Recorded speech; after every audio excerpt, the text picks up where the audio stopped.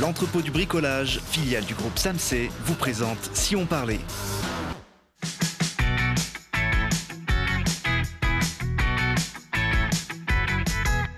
Ouais, parce que c'est important de regarder aussi ce qui se passe près de chez nous. Télé Grenoble vous donne la parole tous les jours du lundi au vendredi à 19h15, 20h15 et 23h15. Aujourd'hui, avec nos invités, on va faire revivre le tremplin olympique de Saint-Nizier, découvrir la détanque, un nouveau jeu inventé à Grenoble, et finir en musique avec une fanfare à la noix.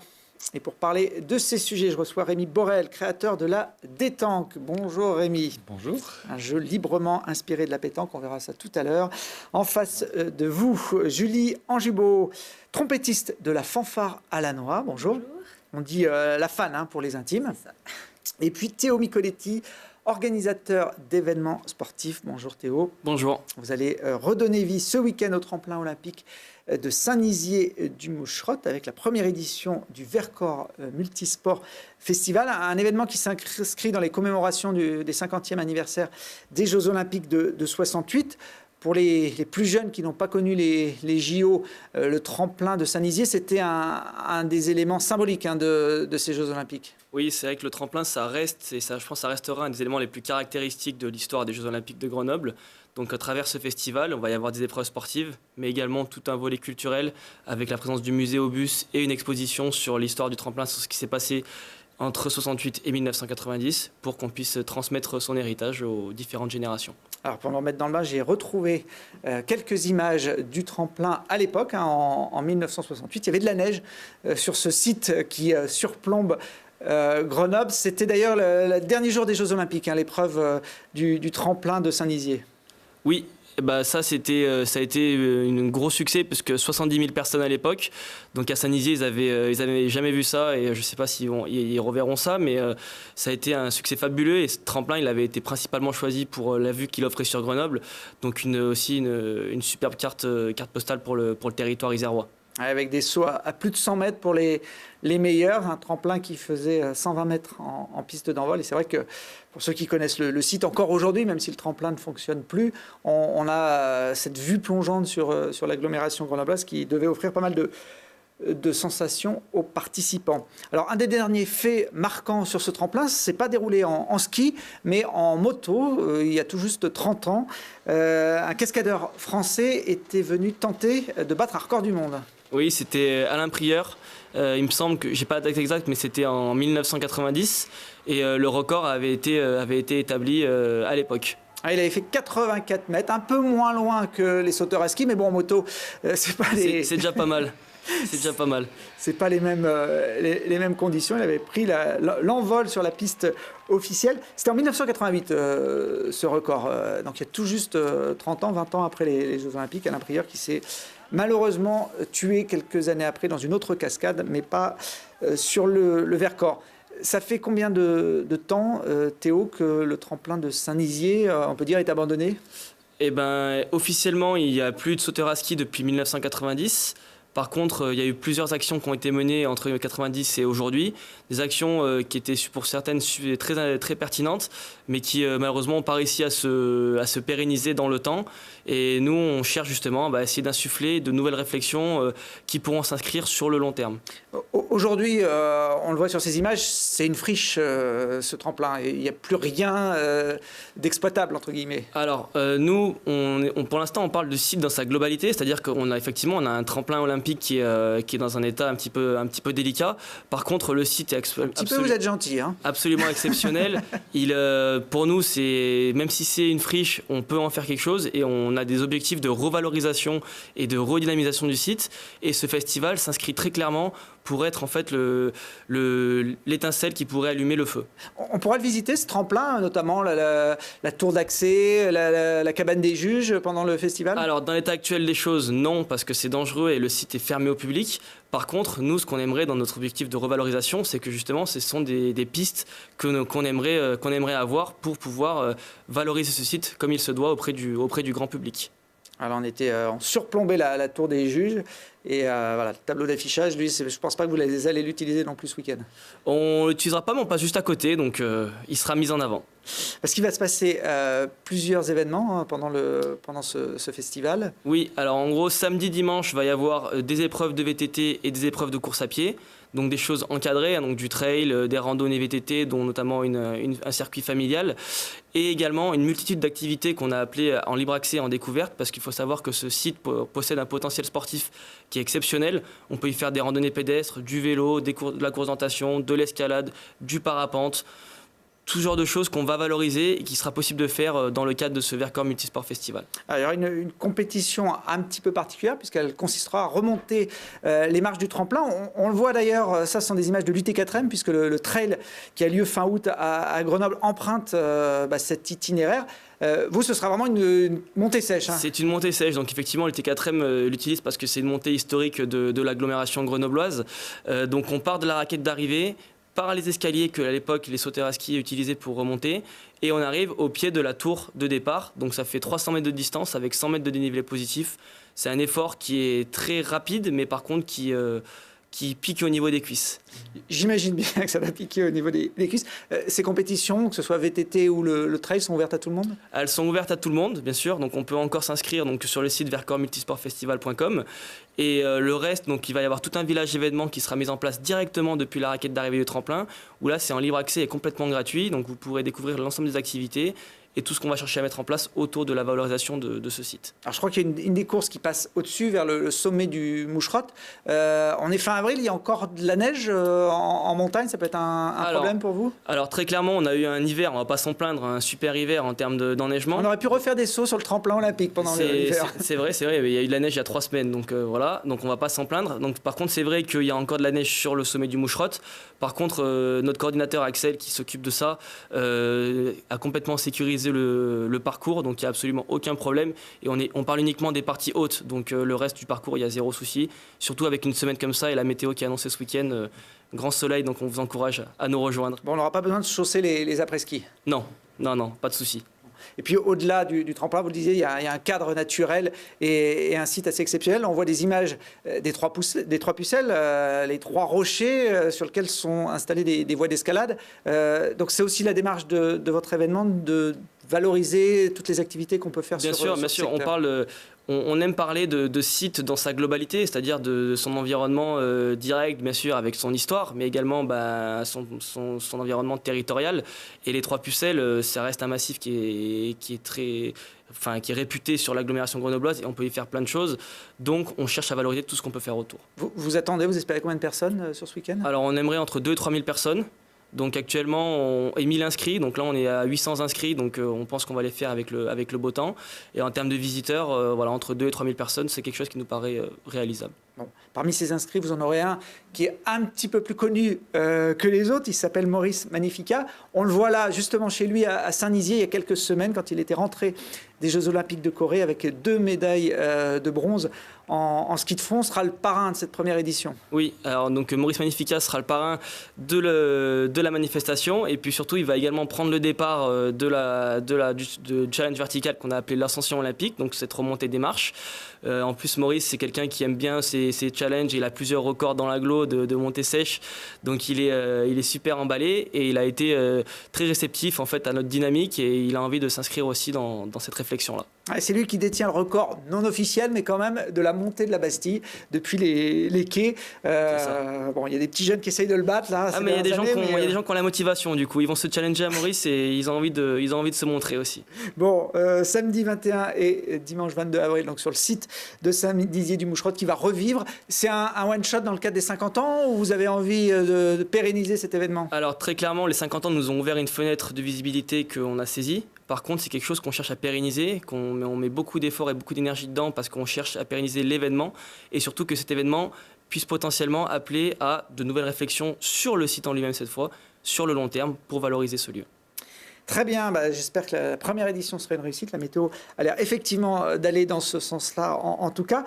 Pour la deuxième édition, vous pourrez peut-être intégrer une nouvelle discipline, la détanque, puisque on va découvrir ce jeu inventé par Rémi. Vous nous en avez amené un exemplaire sur le plateau. Comment on peut présenter ça, la détanque ? Ça a un lien forcément avec la pétanque ? Exactement. On peut deviner assez facilement avec le le jeu de mots détanque, pétanque, dés. En fait, c'est assez simple comme concept. On va prendre des dés à la place Des boules. des boules de pétanque. Donc des jolis dés en bois qui sont faits dans le Jura. Et on va les lancer pour les rapprocher le plus possible d'un petit... Cochonnet. Non, Non, cochaudet. cochonnet, oui, évidemment. Suis-je bête? Alors, j'ai pas la primeur du jeu de mots parce que c'est pas moi qui l'ai inventé. Alors, je le dis, c'est sur un festival de jeu, un joueur qui avait bien aimé le jeu. Il m'a dit, tiens, il faudrait appeler ça le cochaudet. Donc, j'ai dit, bonne idée, on va prendre ça. Et donc, ça s'appelle le cochaudet. Et puis, comme à la pétanque, on va jeter les dés le plus près possible. Donc les dés, vous les appelez les dés par contre? Alors, ça s'appelle des caboules. Des caboules. Comme des boules carrées, mais pas tout à fait carrées parce qu'elles sont un peu arrondies aussi. Un peu cabossé. Alors après, donc ça se joue comme à la pétanque, à quelques différences près quand même. Hein. Alors, il y a deux différences fondamentales, on va dire. La première, c'est que le cochaudet, qui est lui aussi un dé, il a des phases qui vont dire aux joueurs comment il faut lancer les dés. Par exemple, si on tombe sur cette face-là, je ne sais pas à qui il faut la montrer, peut-être là-bas. Il y a marqué droitier et gaucher dessus, ça veut dire que tous les gauchers vont lancer les dés de la main droite et les droitiers vont lancer de la main gauche. C'est ce qu'on voyait là sur les images. Voilà, jouer sur un pied. Voilà. On peut jouer même à l'envers sans regarder le jeu. Voilà. On peut faire des tours sur soi-même avant de lancer les dés. C'est la partie personnalisable du jeu, en fait. Et les caboules, donc Alors, les caboules, il y en a 6 par équipe. Et comme à la pétanque. J'ai jamais joué avec une caboule de ma vie. Donc, première caboule de la vie. Voilà. Ah oui, ça tient dans la main. On peut entre guillemets avoir le geste un peu similaire de celui de la pétanque. Ah, c'est ça. C'est le même esprit. Par contre, il y a des points. Voilà, donc les points, ça va être ceux qui vont être marqués par l'équipe la plus proche, comme à la pétanque. Sauf que ça va pas être un point par boule, mais autant de points que ce qui a marqué sur le dé. C'est-à-dire si je suis là tout près du cochaudet avec le 2, je marque 2 points. Si j'ai eu la chance d'être sur le 5, je marque 5 points. Voilà, c'est ça. Alors après, tous les dés sont différents, donc il y a un peu de stratégie, puisque celui-là que vous avez en main, par exemple, on voit qu'il a plusieurs fois le nombre 2. Ah oui, j'avais pas fait gaffe, mais oui, 3 fois, 4 fois même. 4 fois, ouais. Bon, c'est fait exprès, bon, sans trop rentrer dans le détail. En gros, tous les dés ont plus ou moins une valeur prédominante. Celui-là, il a beaucoup de 2. Si je prends celui-là, il a beaucoup de 1. Et ça va ainsi de suite jusqu'au dernier dé qui a beaucoup de 6. Donc il faut aussi avoir une stratégie et choisir le bon dé au bon moment. Voilà. Il y en a, celui-là, comme il n'a pas beaucoup de points, il a plein de 1. Peut-être que si on a un bon tireur dans l'équipe, on peut le faire tirer comme à la pétanque. Le fait d'être bon à la pétanque, ça permet d'être bon à la détanque, pour le tir notamment. Est-ce que ça aide? Ça aide un peu pour le tir. Par contre, pour le pointage, bon, c'est pas rond, donc ça va tourner un peu comme ça veut et ça va prendre sa trajectoire. On voit là en live un carreau pratiquement parfait. Bon, effectivement, ça roule pas comme une boule de pétanque. Elle est venue où cette idée de ce jeu? Ah, alors comment dire ça? Non, j'allais dire peut-être qu'il y a eu des produits. Non, c'est pas vrai. Non. Un soir, vous vous êtes dit tiens. Voilà. Non, si j'ai inventé la détanque. Je connaissais les boules carrées. Je sais pas si vous connaissez. C'est oui, ça se joue dans le Royan, je crois. Alors dans le Royan et puis dans les Hautes-Alpes, un peu dans les Alpes-Maritimes aussi. C'est les anciens qui jouaient à la pétanque dans les rues en pente. Mais du coup, ça marche pas. Donc ils ont joué avec des cubes en bois, plus gros que ceux-là encore, mais des cubes sans arrondi. Donc ils pouvaient jouer dans les escaliers, dans les rues en pente, sans gêner personne et sans que les boules se retrouvaient dans la rivière, quoi. Donc je connaissais ça, les dés et la pétanque. Donc le mélange des trois, ça fait cette espèce de jeu comme ça où on a la pétanque qu'on connaît tous, les dés qu'on connaît tous, et puis après un peu de stratégie et de chance avec les dés. Les faces. J'ai pas tout dit en plus sur les faces. Mais... L'avantage par rapport à la pétanque, c'est que ça peut également se jouer un peu n'importe où, en extérieur, mais également chez soi, si on a un peu de place. Alors, ça, c'est la version extérieure. Alors là, je ne l'ai pas prise, mais j'ai une version petite aussi où on peut jouer. On l'a vu là sur les images, dans les couloirs, voilà. Vous aviez des dés un petit peu plus petits. C'est ça. Les dés, en fait, font la taille du cochaudet. Voilà. Donc, ça, c'est plutôt fait pour jouer dedans. Vous me disiez que vous n'aviez pas tout dit sur les dés. C'est ça, peut-être? Ah oui. Alors, ça, c'est drôle de hiéroglyphes, là. Alors, ça, c'est la partie graphique. Voilà. C'est qu'en fait, tous les dés ont aussi des faces comme ça, vertes, qui vont permettre de faire des actions en cours de partie. Et c'est toutes les actions qu'on a toujours rêvé de faire à la pétanque qu'on n'a pas pu faire. Ça veut dire quoi, par exemple, si je tombe sur cette face-là? Ça veut dire récupérer un dé sur le jeu. Par exemple, si j'en ai mal lancé un, je peux le reprendre. Et recommencer. Voilà. Ou alors, si l'adversaire il a un 6 bien placé du cochaudet, on peut lui dire, tu le reprends. Voilà, il y en a d'autres comme ça, comme déplacer le cochaudet où on veut à la main. Tout ce que... Alors ça, ce sont des règles que vous avez inventées, Oui. mais que vous avez aujourd'hui déposées. Hein. C'était parti, on va dire, d'une idée peut-être un petit peu farfelue, et On peut au dire fur ça et à comme ça, mesure, vous vous êtes rendu compte que il y avait peut-être un potentiel à travers ce jeu. Ben, la première partie, elle était faite il y a 2 ans avec un jeu que j'avais fait moi-même, juste à côté au Palais des Sports, là, à côté du Palais des Sports, au Parc Mistral. Et puis, à force de voir que ça plaisait bien, je me suis fait prendre au jeu jusqu'à arrêter mon travail et puis faire que ça maintenant. Donc vous, Voilà. êtes, Donc je suis dans l'agglomération grenobloise et le jeu a été créé à Grenoble. vous êtes un détanqueur. Je ne sais pas si le terme existe pour l'instant, mais il faudra peut-être Ouais. le créer. Ça, vous le fabriquez dans le Jura, hein, C'est ça. Donc le bois, c'est du hêtre qui vient du Jura et c'est fabriqué dans le Jura. Et le marquage est fait juste à côté dans l'Ain. Donc c'est made in France. Aujourd'hui, si on veut acheter votre jeu, combien ça coûte et comment on fait? Alors, j'ai une boutique en ligne sur laquelle on peut acheter le jeu. Donc, il y a le gros qui est à 59. Donc, voilà, en fait, ça peut se jouer de 2 à 12 personnes. La partie, ça dure à peu près 20-25 minutes. C'est assez simple à prendre en main. Et la petite version du jeu, elle est à 29 €. Enfin, en gros, il y en a un qui est un peu moins cher. C'était aussi pour ça. C'est pour que, comme c'est quand même un cadeau qu'on se fait qui est assez conséquent, il y a la petite version qui est un peu plus accessible. Et après, sinon, je commence à être diffusé dans des boutiques indépendantes de jeux, comme une à Grenoble, là, par exemple, et puis d'autres à Valence, en Belgique, à Nancy, puis bientôt dans d'autres coins de France, comme ça. La détanque, détanque.fr, c'est le site internet C'est ça, pour retrouver détanque.fr. toutes les infos, les règles, et puis commander aussi ce jeu. Il n'y a pas encore de fédération française, ça viendra peut-être avec un circuit de compétition, pourquoi pas? Peut-être aux Jeux Olympiques. Le curling, on peut dire que c'est du curling sur glace, non? C'est vrai que ça peut passer. Vous serez peut-être en démonstration pour la 2e édition du Vercors Multisport Festival. Il se passe souvent des choses sur ce plateau et les gens ensuite entretiennent les relations. Détanque, ça pourrait faire un bon nom de fanfare, Julie, non? Il y a un côté un peu détendu. Pourquoi pas. Il y a toutes sortes de noms de fanfares de toute façon. Donc. Ah, c'est vrai que quand on est dans le milieu de la fanfare, on envoie des noms un peu de toutes les sortes. La vôtre, c'est la fanfare à la noix. C'est pas vous qui avez eu l'idée de l'appeler comme ça? Non, moi je suis arrivée après le nom. Mais... Le mal était fait. Bon, fan, hein, pour les intimes, au moins on est sûr avec un nom comme ça d'être dans le local, dans le terroir isérois. Qu'est-ce qu'elle a de particulier, au-delà d'être à la noix, votre fanfare?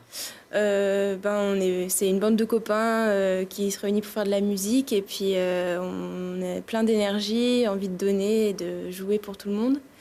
Après, on a de particulier, on fait beaucoup de chorégraphie pendant qu'on joue, donc c'est assez festif, assez entraînant. Voilà. On va vous voir lors de la dernière fête de la musique, effectivement. Vous aviez mis le feu, on peut le dire, dans les rues de Grenoble. Vous êtes nombreux dans cette fanfare. Ah, on est 35. C'est une bonne bande de copains. Ah, c'est une grosse bande de copains, ouais. 35 musiciens, avec quel type d'instruments? Des cuivres, on a les clarinettes, les basses, musique de fanfare, quoi. Vous jouez quel instrument, Julie? Moi, je suis à la trompette. Vous êtes la seule? Non, il y a Non, plusieurs dans chaque... Ah, on est des pupitres nombreux. Est-ce que ça se coordonne comme un orchestre? Il y a un chef, il y a quelqu'un qui donne le tempo? Peut-être ce monsieur énergique qui tapait sur son... Monsieur Énergie, voilà, ceux qui donnent le tempo, c'est les batteurs derrière. Donc, c'est ceux qui nous mènent un peu la danse. Après, on n'a pas de chef d'orchestre qui vient devant nous dicter. Donc, c'est pas comme... Enfin, c'est une fanfare, c'est pas un orchestre. Oui, il y a un côté un peu plus olé olé, entre guillemets, qu'un orchestre, mais ça fait partie aussi, j'imagine, du concept. C'est ça. Bon, le monsieur qu'on a vu là, il s'appelle André, il est très connu dans le milieu des médias. Le répertoire, qu'est-ce que vous faites comme style de musique? Beaucoup de reprises de tubes. Après, des années 80, un peu d'actuel. On fait un peu de musique traditionnelle du sud-ouest. La musique festive, vraiment. Bon, vous êtes fort en tube et en musique festive? Oui, Rémi et Théo. Ouais. Pas vraiment. Bon, on va essayer. On va faire un petit blind test. Il y a 4 chansons qui s'enchaînent, enfin 4 tubes qui ont été repris à la sauce de la fanfare à la noix, et on va voir si vous arrivez à les découvrir. C'est facile. Je connais pas de nom. Vous connaissez tous l'air. Les noms, c'est plus compliqué, mais... Olé, olé, olé. Bon, celui-là, je l'ai noté. Deuxième.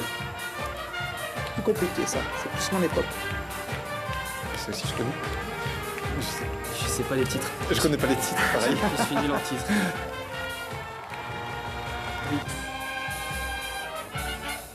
Ça, vous devez connaître. C'est transgénérationnel. On se regarde la perdu tous les deux, en fait. Ah oui, oui, je sais ce que Et la dernière? Ah mais c'est vous ça en plus. Alors moi, la dernière, j'ai pas trouvé. Hein.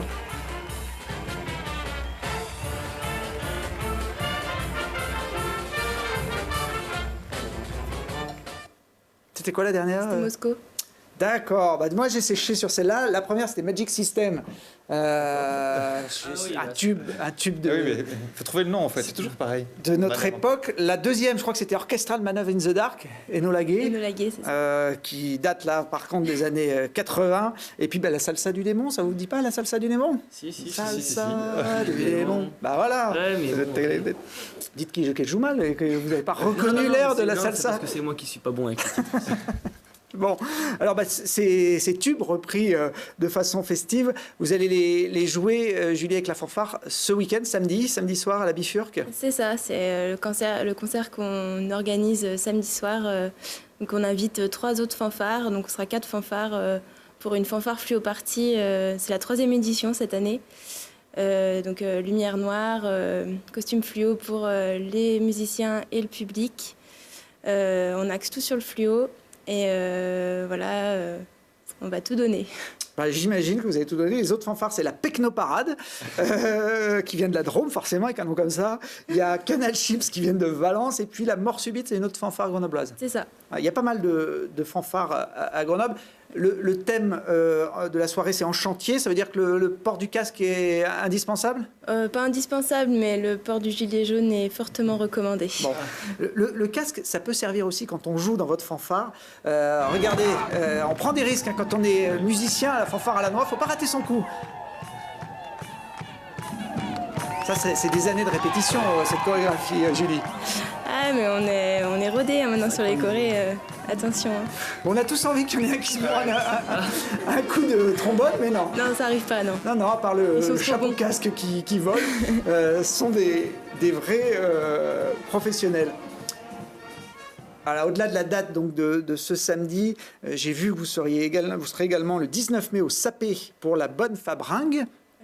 Et puis, vous serez surtout le 26 mai pour les 110 ans de l'UA Côtoise Rugby. Alors, je ne sais pas pourquoi, mais j'ai l'impression que l'osmose va se faire naturellement entre les rugbyman de la Côte Saint-André et puis la fanfare à la noix. Oui, il y a des chances, oui. Souvent, ça colle bien avec Bon. les rugbymen. Et puis surtout que Saint-André, c'est aussi un peu votre patron, votre saint patron également. Hein. Donc vous êtes parti sous de bons aussi. C'était le monsieur qu'on a vu donner le rythme et qu'on aura peut-être l'occasion d'accueillir un jour sur ce plateau pour un prochain concert. Voilà, j'ai fait un petit clin d'œil parce qu'il travaille dans le média, qui est concurrent mais néanmoins ami de Télé Grenoble, France 3 Alpes.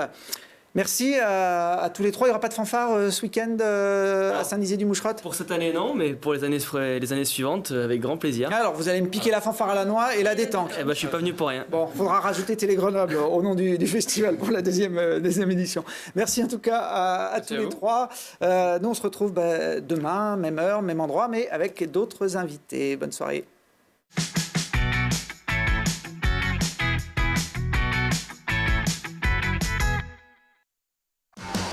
L'entrepôt du bricolage, filiale du groupe Samsé, vous a présenté Si on parlait.